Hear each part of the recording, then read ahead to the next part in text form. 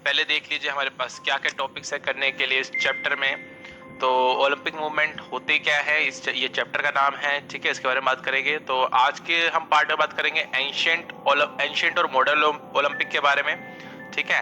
वैसे next parts में आप पढ़ोगे ओलंपिक सिंबल्स, आइडियल्स, ऑब्जेक्टिव्स और वैल्यूज के बारे में। फिर इंटरनेशनल ओलंपिक कमेटी के बारे में पढ़ेंगे, इंडियन ओलंपिक एसोसिएशन के बारे में, द्रोणाचार्य अवार्ड, अर्जुना अवार्ड और राजीव गांधी खेल रत्न अवार्ड, और फिर organisation setup of CBSE sports and Chacha Nehru sports awards और पैरालंपिक मूवमेंट, ठीक है। तो ये सब हम पढ़ेंगे। अभी जो हम पढ़ने वाले हैं आज के दिन वो है एंशिएंट और मॉडर्न ओलंपिक्स के बारे में, ठीक है। तो शुरू करते हैं बिना किसी देरी के। सबसे पहले हम देखते हैं कि ओलंपिक मूवमेंट जो चैप्टर है इसका गोल क्या होता है। तो गोल ओलंपिक मूवमेंट का ये होता है कि कंट्रीब्यूट करना एक बेहतर, ठीक है, और बेहतर और शांति से भरी हुई दुनिया को बनाना, लोगों को, जो हमारे जवान एजुकेट यूथ है उसको एजुकेट करके स्पोर्ट के थ्रू प्रैक्टिस करा के, ठीक है, बिना किसी डिस्क्रिमिनेशन और बिना किसी तरीके का भेदभाव के तरह तरह के स्पोर्ट्स से प्रैक्टिस करा के उसके थ्रू हम उनको एजुकेट करें, ठीक है। एक स्पिरिट ऑफ फ्रेंडशिप, सॉलिडेरिटी और फेयरशिप के उसके अंदर, ठीक है, मतलब बिल्कुल सही तरीके से दोस्ती के उसमें और बिल्कुल उनके भले के लिए हम करेंगे, उनको स्पोर्ट्स पे एजुकेट करेंगे। यही ओलंपिक मूवमेंट का गोल है, ठीक है। तो इसके बाद हम नेक्स्ट चलते हैं, जो आज हमारा टॉपिक होगा मेन, उसकी बात करते हैं। तो ये आपको बता दिया मैंने। इसके बाद हमारा टॉपिक है एंशिएंट ओलंपिक्स, जिसके बारे में हम बात करेंगे काफी, ठीक है। तो देख सकते हैं यहाँ पे कि थोड़ा जूम कर लेते हैं इसे। ओलंपिक गेम्स शुरू हुए थे ओलंपिया वैली में, ठीक है, 776 बीसी में, ठीक है। तब ये स्टार्ट हुए थे ओलंपिक गेम्स, ठीक है। ओलंपिया वैली के अंदर शुरू हुए थे, ये कोई जगह है ओलंपिया वैली, 776 बीसी में वहां पे ये स्टार्ट हुई थी ओलंपिक गेम्स, ठीक है। तो काफी बहुत टाइम पहले के। हरकुलस और गोल्ड्स ओलंपिक्स से भी एसोसिएटेड है, ठीक है। इनके बारे में भी कहानी कही जाती है कि ये तब भी ओलंपिक्स हुआ करते थे, ठीक है। और हर 4 साल में ये जुड़े होते हैं ये, ठीक है। आपके ओलंपिक गेम्स हर 4 साल बाद में होते हैं, आज भी इस तरीके से होते हैं। और सेक्रेड रिचुअल्स है, यानी कुछ पवित्र इसमें मान्यताएं हैं जो करते हैं, ठीक है। तो ये चीज है। इसके बाद ऑफरिंग प्रेयर्स, इसमें हम और क्या करते हैं, प्रेयर्स ऑफर करते हैं, ठीक है। प्रेयर्स ऑफर करते हैं जिसमें प्रार्थनाएं करते हैं हम लोगों के लिए, ठीक है। लोगों के लिए नहीं, मतलब बेसिकली जो सेक्रेड रिचुअल्स है जिसके लिए स्टार्ट हुआ है गेम, उनके लिए हम कुछ प्रेयर्स ऑफर करते हैं ताकि ये अच्छे तरीके से चले, ठीक है। और इसके बाद आपका एनिमल सेक्रीफाइस, ठीक है, जानवरों का सेक्रीफाइस होता था पहले, अभी नहीं। ओथ और डिक्लेरेशन, आप कसम खाते हो और डिक्लेरेशन करते हो, ठीक है। तो ये सब चीजें होती हैं। अब इसके बाद क्या है, इसके बाद आपका ये सब जब हो जाता है, जब पहले का हुआ करता था, ठीक है। और क्या कॉम्पिटिटिव इवेंट्स होते हैं, इसके बारे में बात करेंगे हम, ठीक है। तो कॉम्पिटिटिव इवेंट्स इसके अंदर होते हैं आपके रनिंग, ये हम एंशिएंट ओलंपिक्स की बात कर रहे हैं अभी, तो एंशिएंट ओलंपिक्स का ही चलता रहेगा। इसमें कॉम्पिटिटिव इवेंट्स होते थे उस टाइम पे, रनिंग, ठीक है, ये सब आपको पता ही है। रेसलिंग, थ्रोस, ठीक है, लोगों के बीच में कुश्ती हुआ करती थी और थ्रोस हुआ करती थी, चीजों को फेंकना होता था उठा के, जो भी चीजें होती थी, जैसे आजकल जेवलिन थ्रो, इस तरीके से और भी चीजें फेंकी जाती थी उस टाइम। और चैरियट और हॉर्स रेसेस होती थी, ठीक है, जो घोड़ा गाड़ी की हो गया, और घोड़ों की भी रेसेस होती थी। तो ये सब होता था। और ये किंग थियोडोसियस ने बैन कर दिया था ओलंपिक गेम्स को 394 एडी में, ठीक है। तो after death of Jesus Christ 394 years के बाद थियोडोसियस ने बैन कर दिया था इनको, ठीक है।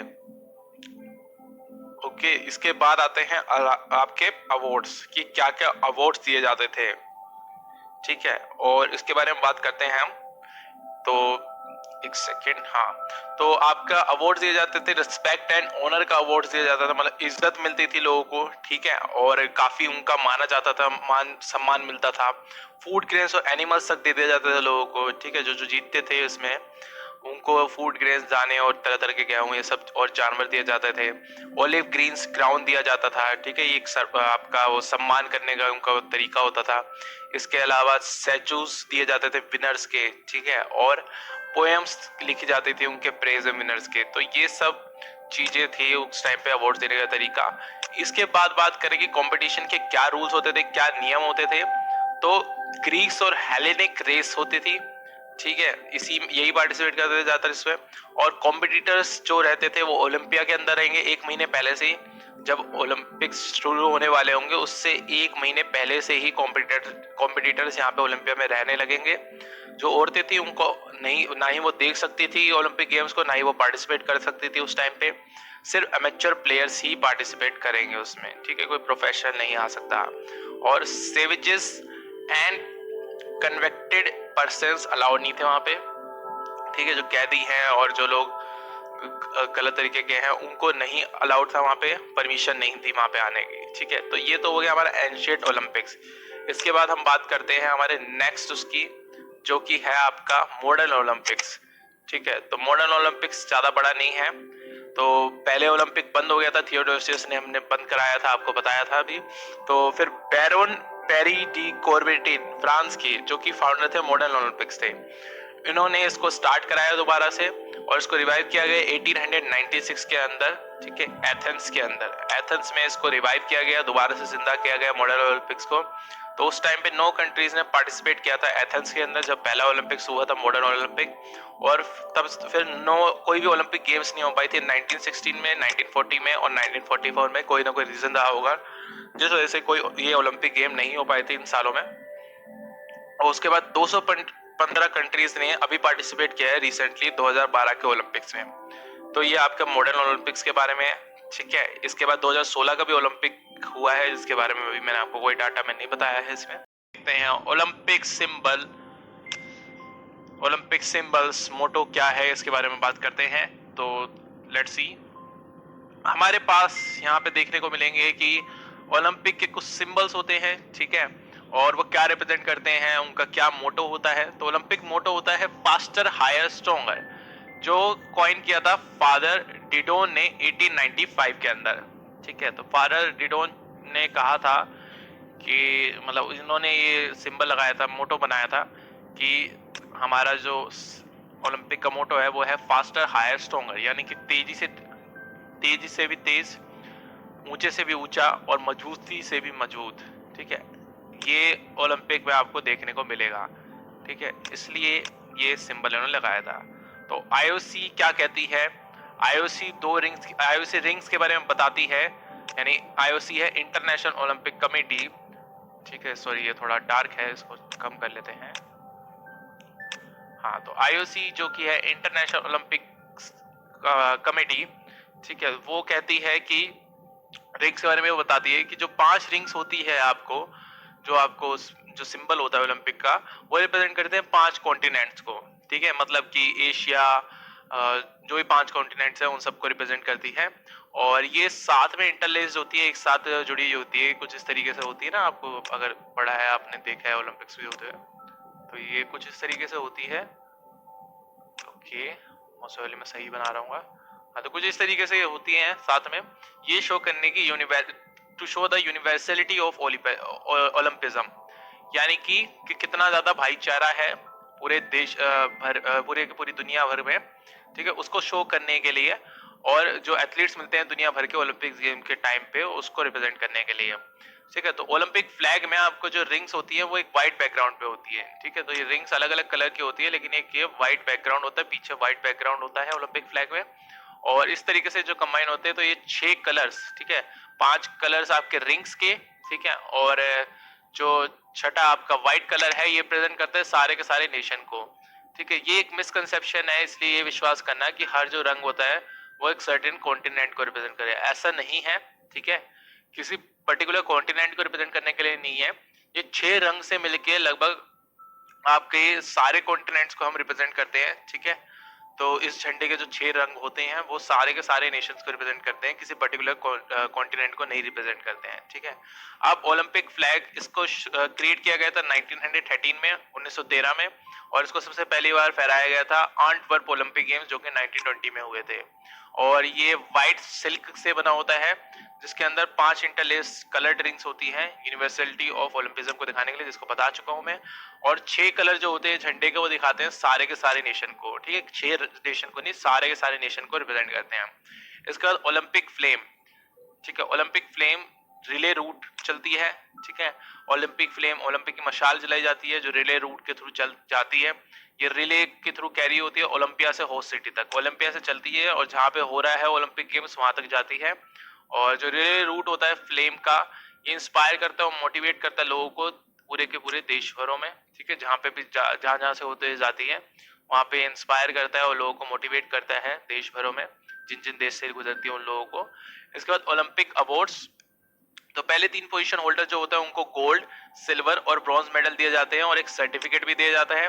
और नेक्स्ट 5 पोजीशन जो होल्डर होते हैं उनको सिर्फ सर्टिफिकेट दिए जाते हैं। इसके बाद ओलंपिक ओथ होती है जो बैरन डी कोबरेट्रेन ने लिखी थी, ठीक है, जिन्होंने सबसे पहली बार शायद शुरुआत की थी। जो ओथ होती है एक एथलीट लेता है जब होस्ट नेशन से वो मतलब होस्ट नेशन में होता है, जब होल्ड कर रहा होता है कॉर्नर को ओलंपिक फ्लैग के। जो एथलीट होती है वो सबसे पहली बार ली गई थी बेल्जियन फेंसर विक्टर बोइन ने 1920 आंटवर्प गेम्स में। ओलंपिक ओथ क्या होती है, ठीक है, ये बताते हैं आपको। ओलंपिक ओथ होती है कि in the name of all competitors, in the name of all competitors, I promise that we shall take part in these Olympic Games, respecting and abiding by the rules that govern them in the true spirit of sportsmanship for the glory of sport and the honor of our teams. यानी कि जितने भी competitors हैं उनके नाम पे, ठीक है, जो भी वहाँ पे पार्टिसिपेट कर रहे हैं उन सबके उसमें उनके प्रेजेंस में मैं वादा करता हूँ कि हम ओलंपिक गेम्स में पार्टिसिपेट कर रहे हैं, ठीक है, पूरी इज्जत के साथ में और पूरे सारे के सारे नियमों का पालन करते हुए जो भी इस गेम्स को गवर्न कर रहे हैं, ठीक है, ट्रू स्पिरिट में स्पोर्ट्समैनशिप की, यानी कि सही तरीके से खेल के बिना किसी चीटिंग करे, स्पोर्ट की ग्लोरी के लिए कि वो और महान बने स्पोर्ट्स, ठीक है, और हमारे टीम्स के ओनर के लिए। ये होती है ओथ ओलंपिक गेम की, ठीक है। इसके बाद एक सेकेंड, तो हमारा नेक्स्ट टॉपिक आ जाता है इसके बाद, उस पर बात करते हैं हम, जो कि है ओलंपिक आइडियल्स, ठीक है। ये हमारा पार्ट 2 का नेक्स्ट टॉपिक है जो कि है ओलंपिक आइडियल्स। तो इंपॉर्टेंट थिंग ओलंपिक्स में ये होती है कि हमें जीतना नहीं है बल्कि क्या लेना है, हिस्सा लेना है ट्रू स्पोर्ट्समैन स्पिरिट में, ठीक है। अब ये क्या चीज होती है कि ओलंपिक गेम्स में आप, ओलंपिक्स में ये चीज नहीं होती कि आपको जीतना ही जीतना है, ऑब्वियसली हर कोई खेलने जीतने के लिए करता है, लेकिन ओलंपिक का आइडियल ये है कि आप अगर पार्टिसिपेट कर रहे हो तो आपको ट्रू स्पोर्ट्समैन स्पिरिट से खेलना है, ठीक है। ट्रू स्पोर्ट्समैन स्पिरिट का मतलब ये है कि आप चाहे जीतो चाहे हारो, आपको ईमानदारी से खेलना है, बिल्कुल स्पोर्ट्समैन की तरह खेलना है। अगर आपको कोई लगता है कि किसी स्पोर्ट्समैन को कोई परेशानी हो रही है तो पहले आपको उसको बचाना चाहिए बजाय जीतने के लिए, ठीक है। और अगर आपको लगता है कि आप कुछ गलत कर रहे हो या आपके साथ आपने चीटिंग से जीते हो तो आपको उसको बताना चाहिए, आपको पूरी स्पोर्ट्समैन स्पिरिट दिखानी चाहिए। दूसरी इंपॉर्टेंट चीज जिंदगी में ये होती है not to triumph but to struggle, कि आपको जिंदगी में भी जीतना नहीं है बल्कि स्ट्रगल करते रहना, लड़ते रहना है, ठीक है। ऑब्वियसली जीत जाओ तो अच्छी बात है, लेकिन स्ट्रगल करते रहोगे तो इंप्रूव होते चले जाओगे आप, ठीक है। ये ओलंपिक आइडियल्स है। इसके बाद आती है ओलंपिक ऑब्जेक्टिव्स की बात। तो ओलंपिक ऑब्जेक्टिव्स देखते हैं आप।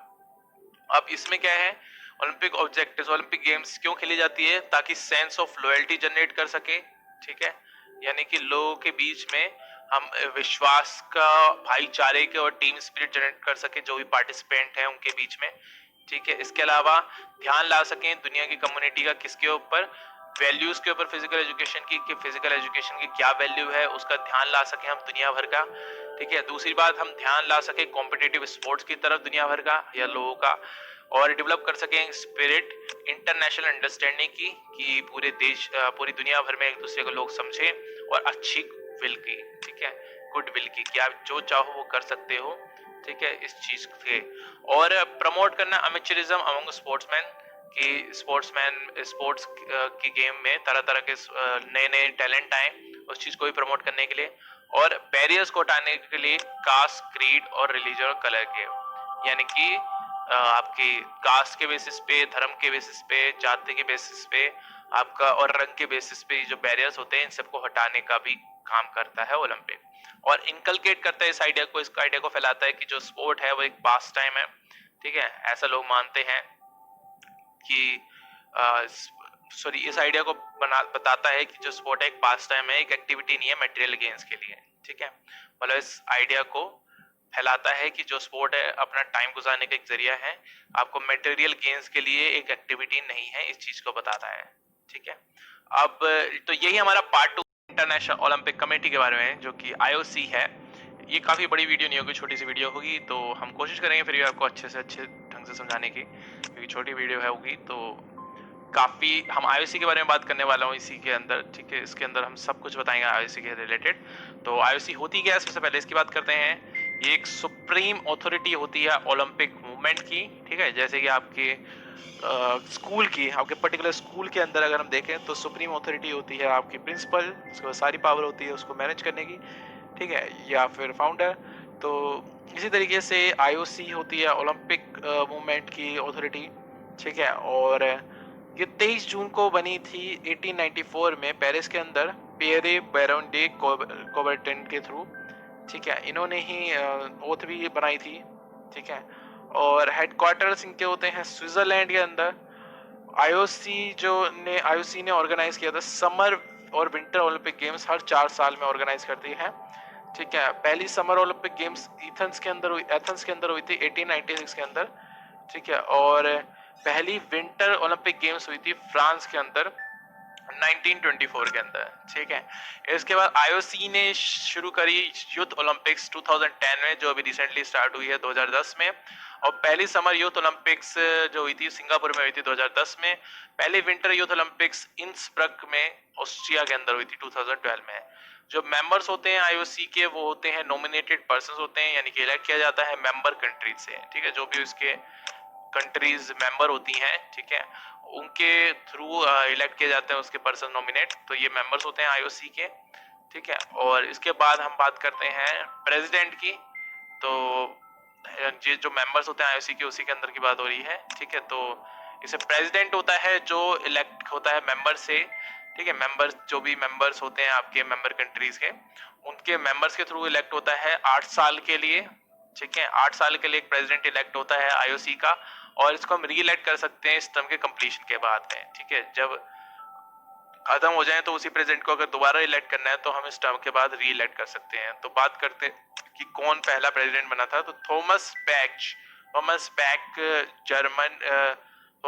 जर्मन जो थे, वो बने थे पहले 9 प्रेसिडेंट थे इंटरनेशनल ओलंपिक कमेटी के। और जो ये चेक्स के बाद आए थे, ठीक है, 10 सितंबर 2013 के 13 से ही। तो पहले जैक्स रोक थे, ठीक है। और उसके बाद 10 सितंबर 2013 के बाद Thomas back German 9th president बने इंटरनेशनल ओलंपिक कमेटी के। और ऑब्वियसली 8 साल तक होते हैं, तो अभी भी हैं इस समय भी हैं। इसके बाद वाइस प्रेसिडेंट की बात करते हैं, तो 4 वाइस प्रेसिडेंट होते हैं। ये मेंबर्स के थ्रू इलेक्ट होते हैं, लेकिन 4 सालों के लिए। प्रेसिडेंट होता है 8 सालों के लिए, और वाइस प्रेसिडेंट होता है 4 सालों के लिए। और 4 वाइस प्रेसिडेंट होते हैं जो 4 सालों के लिए इलेक्ट होते हैं। इनको भी हम री इलेक्ट कर सकते हैं, दोबारा से इलेक्ट कर सकते हैं, ठीक है। इसके बाद एग्जीक्यूटिव बोर्ड की बात करें अगर हम, तो एग्जीक्यूटिव बोर्ड के अंदर आपके एक प्रेसिडेंट हो गए, 4 वाइस प्रेसिडेंट हो गए, और 10 और मेंबर्स होते हैं, इलेक्शन के थ्रू होते हैं, ठीक है। इनको भी नियुक्त किया जाता है इलेक्शन करके। इसके बाद मेन फंक्शंस अगर हम देखें आईओसी के, तो की बात करते हैं, तो मेन फंक्शन आईओसी के होते हैं। आईओसी डिसाइड करता है, जो इंटरनेशनल ओलंपिक कमेटी होती है वो डिसाइड करती है कि किस डेट को और कौन सी जगह होगी नेक्स्ट ओलंपिक की, कौन सी तारीख से हम ओलंपिक स्टार्ट करेंगे, ठीक है। सिर्फ स्टार्ट ही नहीं, कहाँ होगा, कौन कौन सी तारीख को क्या क्या होगा, ये सब कुछ डिसाइड करती है। और जगह को भी डिसाइड करती है अगले ओलंपिक्स की, कहाँ जो नेक्स्ट ओलंपिक्स में होने वाले हैं, ठीक है। फॉर्मुलेट करती है और अपडेट करती है रूल्स और रेगुलेशन को गेम्स और इवेंट्स के, ठीक है। तो जितने भी रूल्स और रेगुलेशंस होते हैं गेम्स और इवेंट्स के, उनको बनाती भी है और उनको अपडेट भी करती रहती है, ठीक है। ये काम आईओसी करती है। इसके अलावा एथिक्स को प्रमोट करती है कि ज्यादा से ज्यादा एथिक्स होने चाहिए स्पोर्ट्स पर्सन में, स्पोर्ट और एजुकेशन में, ठीक है। यूथ के अंदर एथिक्स को प्रमोट करती है स्पोर्ट के थ्रू, ठीक है। इसके बाद ये इंश्योर करती है कि ओलंपिक गेम्स का सेलिब्रेशन अच्छे तरीके से हो, ठीक है। जो उसका ओपनिंग सेरेमनी और सब होती है उसको भी अच्छी तरीके से सेलिब्रेट करें, ठीक है। और सिर्फ ओपनिंग सेरेमनी ही नहीं, जो गेम्स चल रहे होते हैं उसको भी लोग ढंग से देखें, उनको भी एंजॉय करें, इस चीज को इंश्योर करती है। प्रोटेक्ट करती है आजादी को ओलंपिक मूवमेंट के, ठीक है। जो ओलंपिक मूवमेंट आजाद है, इसकी आजादी को प्रोटेक्ट करती है, ठीक है, कि इसको कोई दोबारा बंद ना करने पाए या कुछ इस तरीके से। और एक्ट करती है against discrimination affecting the Olympic movement. कुछ भी ऐसी चीज जो ओलंपिक मूवमेंट को अफेक्ट कर रहा है, ऐसा डिस्क्रिमिनेशन उसके खिलाफ अगेंस्ट एक्ट करती है। ठीक है, कोई भेदभाव हो रहा है जो ओलंपिक मूवमेंट के खिलाफ है उसके अगेंस्ट एक्ट करती है आईओसी, और वुमेन को भी प्रमोट करती है स्पोर्ट्स में हर लेवल पे। ठीक है, ये सबसे इम्पोर्टेंट चीज है जो पहले नहीं हुआ करती थी एंशिएंट ओलंपिक्स में। औरतों को ना देखना अलाउड होता था, ना खेलना अलाउड होता था, लेकिन आईओसी प्रमोट करती है औरतों को स्पोर्ट्स में हर लेवल पे, और लड़ती है डोपिंग के अगेंस्ट स्पोर्ट्स पे कि डोपिंग ना हो स्पोर्ट के अंदर, डोपिंग किसी भी तरीके का अनवांटेड मटेरियल या फिर ऐसे परफॉर्मेंस एनहांसिंग सब्सटेंसेस ना लें लोग, उस चीज के फाइट करती है अगेंस्ट, और एनकरेज करती है स्पोर्ट फॉर ऑल कि हर कोई खेल सकता है स्पोर्ट। ठीक है, कोई भी छोटा बड़ा कुछ नहीं होता स्पोर्ट के लिए, हर कोई खेल सकता है। और अपोज करती है पॉलिटिकल और commercial abuse of sports and athlete, यानी कि पॉलिटिकल और कमर्शियल अब्यूज स्पोर्ट्स का और एथलीट्स का ना हो। ठीक है, किसी भी तरीके से उनके साथ कुछ गलत चीज ना हो पॉलिटिकली या कमर्शियली। ठीक है, स्पोर्ट्स और एथलीट्स की इस चीज का भी ध्यान रखती है आईओसी। तो इस तरीके से देखा हमने कि आईओसी कितनी ज्यादा जरूरी है हमारे ओलंपिक गेम्स के लिए और ओलंपिक मूवमेंट के लिए। तो यही